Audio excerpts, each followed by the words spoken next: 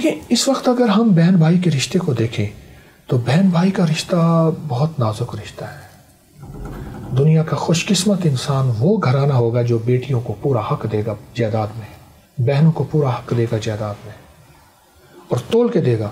میرے دادا نے اپنی بیٹیوں کو پورا حصہ دیا، میرے والد نے پورا نہیں دیا، پورے سے جھکتا دیا، اور ہمیں بٹھایا دونوں بھائیوں کو، دونوں بہنیں بیٹھی ہوئی تھیں، من لگے دیکھو یہ جائیداد ہے الحمدللہ اچھی خاصی تھی، میں بیٹیوں کو زیادہ دے رہا ہوں، تمہیں کوئی اعتراض تو نہیں؟ دیکھیے جی آپ کا حق ہے، آپ دے دیں۔ یہ رشتے جب تک صلہ رحمی مانگتے ہیں، درگزر مانگتے ہیں، بہن بھائیوں کے رشتے کر کے معاف کر دینا مانگتے ہیں۔ میں نے لفظ معاف کیوں کہا؟ اپنوں میں نوک جھونک ہوتی ہے، اس کو معافی ہی بچا سکتی ہے، درگزر ہی بچا سکتا ہے، دلیل نہیں بچا سکتی۔ جب یہ ہوگا اللہ رزق، دولت، عزت، برکت، صحت کے فیصلے کرتا ہے۔ میں نے ایک درویش کی بات سنی تھی، بہت سچے درویش ہیں، ان کی بات مجھے اچھی لگی کہ کائنات میں سب سے پہلا رشتہ میاں بیوی کا بنا ہے، اور شیطان ایک پورا مسلط ہے، اس کا نام ہے شیطان ابیض، کتابوں میں اس کا تذکرہ ہے، پانی پہ تخت بچھاتا ہے، اور سب سے زیادہ میاں بیوی میں اختلاف، بدگمانیاں، غلط فہمیاں پیدا کرنے کی کوشش کرتا ہے۔ اور جب طلاق ہوتی ہے شیطان ابیض جو ہے پانی کے اوپر ناچتا ہے، خوش ہوتا ہے، اور وہ اپنی ایک محفل لگاتا ہے، سب سے پوچھتا ہے جو میاں بیوی میں اختلاف کرائے، میاں بیوی میں جھگڑا کرائے، حتیٰ کہ قتل کرنے والے پہ، بہت بڑا گناہ کرنے والے پہ، ٹانکا ڈالنے والے پہ اتنا خوش نہیں ہوتا جتنا میاں بیوی پہ خوش ہوتا ہے۔ اور میاں بیوی کی آپس میں محبت کی واحد دلیل ہے ایک دوسرے کے ساتھ درگزر اور پردہ پوشی، درگزر اور پردہ پوشی۔ یہ میاں بیوی کی زندگی کو خوشحال کر دیتی ہے، آپس میں محبتیں بڑھاتی ہے۔ اور ایک وظیفہ دوں گا میاں بیوی کی محبت کا، آپس میں تعلق کا، یا جامع ہو یا معید ہو، اللہ کے دو نام ہیں، یا جامع ہو یا معید ہو۔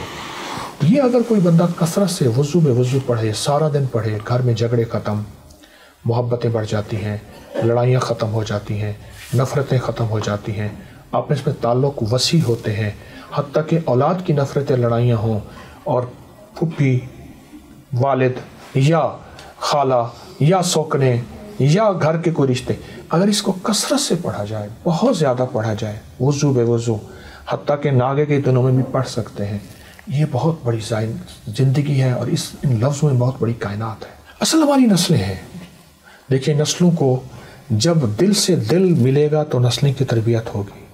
ہم نے نسلوں کو ٹیوٹر اور کمپیوٹر کے حوالے کر دیا، میں نہیں کہتا کہ اس کے حوالے نہ کریں، لیکن حوالے کر دیا، پھر باقی بچہ وقت بچوں کا موبائل کے حوالے کر دیا۔ اچھا اب عالم یہ ہے، میں نے زندگی میں بارہا دیکھا ہے، گھر کے 5-6 افراد بیٹھے ہیں، ہر بندہ موبائل پہ بیٹھے، اس کو اس کی خبر نہیں، اس کو اس کی خبر نہیں۔ نسلیں دلوں سے پلتی ہیں، نسلیں اپنی اچھاؤں سے پلتی ہیں، نسلیں دل کی کیفیتوں سے پلتی ہیں۔ اس کے لیے پھر والدین کو اپنی قربانی دینی ہوگی۔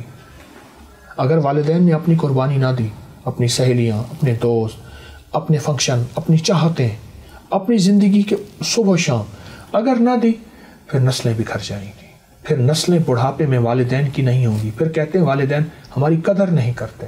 اور آپ حق حیران ہوں گے، اس وقت جتنا روحانی دنیا میں علماء نے کردار ادا کیا ہے، اصل میں بات یہ ہے کہ ہم کسی کی سنیں گے پوری بات تو ہمیں سمجھ آئے گی، ہم کسی کی بات پوری سنیں۔ دیکھیں اختلاف شروع سے رہا ہے، آخر تک رہے گا، اور یہ اس لیے ہے کہ ہمارا سینہ کتنا وسیع ہے، ہمارے اندر کتنی رواداری ہے۔ ابکری میں ہر مسلک، ہر مذہب، ہر فرقہ، ہر آتا ہے، اور سارے میرے ہیں، کشکول کے سارے فقیر کے ہوتے ہیں، سارے میرے ہیں، ہمارے دل میں سب کا احترام ہو۔ دیکھیں آپ اپنا نظریہ نہیں چھوڑتے، کوئی حرج نہیں، نہ چھوڑیں، لیکن احترام سب کا کریں۔ غائبانہ احترام اصل احترام ہوتا ہے، منہ پہ احترام اصل نہیں، وہ بھی ٹھیک ہے، لیکن غائبانہ احترام ہو، سب کا احترام کریں۔ ہمارا پاکستان کا معاشرہ نہیں، پوری دنیا کا جو معاشرہ ہے، اس کو اصل میں لانے والے والدین ہیں، بڑے ہیں، مجھ جیسے لوگ ہیں جس کے ساتھ 4 بندے جڑے ہوئے ہیں۔ کیا میں ٹھیک ہوں؟ اگر میں ٹھیک ہوں تو سمجھ لیں پورا معاشرہ ٹھیک ہے، لوگوں کی شکایت بیان کرنا آسان ہے، اپنی اصلاح کرنا مشکل ہے. اور سب سے بہترین چیز اپنی اصلاح ہے کہ میں اس معاشرے کا حصہ ہوں نا. میں سارا دن اعتراض ہی کرتا رہوں، بادشاہوں پہ، وردیوں پہ، لوگوں پہ اعتراض ہی کرتا رہوں، تو میری زندگی خود اعتراض کا مجموعہ بن جائے گی. میں لوگوں کی صفات پہ نظر رکھوں. بس ایک لفظ کہوں گا، ایک گندی مکھی ہوتی ہے وہ گندگی کو تلاش کرتی ہے، ایک شہد کی مکھی ہے وہ پھولوں کو تلاش کرتی ہے. تو میں دیکھوں کہ اب کیا میں لوگوں کے عیب ہی تلاش کرتا ہوں، بادشاہوں کے، عوام کے، وردیوں کے؟ نہیں، میرے دل میں لوگوں کی خوبیوں کا متلاشی بن جاؤں، وہ خوبیاں میرے اندر منتقل ہو جائیں گی. اچھا قبلہ صاحب، یہ بتائیے گا کہ ہم نے کہا کہ والدہ جو ہیں، جس طرح میں نے کہا کہ والدہ سے آپ کا بڑا پیار ہے، محبت ہے، مائیں جو ہیں وظیفے بچوں کو دیتی ہیں، بیٹا یہ پڑھا کرو، یہ رات کو سوتے ہوئے یہ پڑھ لیا کرو. آپ کی والدہ آپ کو کون سا کوئی ایسا وظیفہ یاد ہو کہ ماں جی کہتی ہیں بیٹا یہ پڑھا کرو؟ وَإِن يَكَادُ الَّذِينَ كَفَرُوا لِيَزْلِقُونَ بِأَبْصَارِهِمْ لَمَّا سَمِعُوا الذِّكْرَ وَيَقُولُونَ إِنَّهُ لَمَجْنُونٌ وَمَا هُوَ إِلَّا بِذِكْرٍ لِلْعَالَمِينَ. قرآن پاک کی آیت ہے، میری زیر زبر کمزور ہو سکتی ہے، اس کو دیکھ لیجئے گا. یہ آیت والدہ صاحبہ نظر بد کے لیے. اللہ اکبر. میں اس دن ایک ملک میں تھا تو وہاں یہ آیت لکھی ہوئی تھی، میں نے اس کا تصویر لی. میں کہا دیکھیں یہ آیت نظر بد کے لیے ہے. آج بھی جو یہ بندہ پڑھے گا اس آیت کو تو اس کو 7 بار پڑھ کے دم کر دیں، 11 بار پڑھ کے دم کر دیں اور اس کو لکھا ہوا دیکھیں تو یہ نظر بد کے لیے. ایک تو یہ ہوتا تھا. دوسرا والدہ صاحبہ فرماتی تھیں کہ سوتے ہوئے چارے کل بہت پڑھیں، اس کی تاکید کریں. اور ایک چیز خاص سخت تاکید فرماتی تھیں کہ سورۃ ملک ضرور پڑھیں. اور وہ اپنی قبر کے لیے فرماتی تھی، میں اپنی قبر کے لیے سورۃ ملک کے نصاب پڑھ رہی ہوں. اللہ. ایک نصاب 70 بار سورۃ ملک، روز جتنا پڑھ لے وہ لکھ لیتی تھی. فرماتی تھی میں اپنی قبر کے لیے نصاب پڑھ رہی ہوں، نصاب پڑھ رہی ہوں. سورۃ ملک بہت طاقتور چیز ہے. صحیح. قبلہ جی بتائیے گا کہ آپ کو پہلا وظیفہ کس نے اور کب دیا؟ ہماری محلے کی مسجد تھی، اندرون شہر کے ہم رہنے والے. محلے کی مسجد میں ایک بابا جی آتے تھے، ان کا نام تھا تایا جی احمد حسن. ٹھیک ہے. رانے تھے، بڑے جذباتی بابے تھے، جلالی بابے تھے، بڑے درویش تھے، میرے محسن ہیں. آج بھی ان کی اولاد ملتی ہے میری نظریں جھک جاتی ہیں، ان کی خدمت کرتا ہوں. تایا جی نے مجھے وہاں صبح آ کے وہ ایک کتاب پڑھتے تھے اور اس میں سے اچھی اچھی باتیں بتاتے تھے.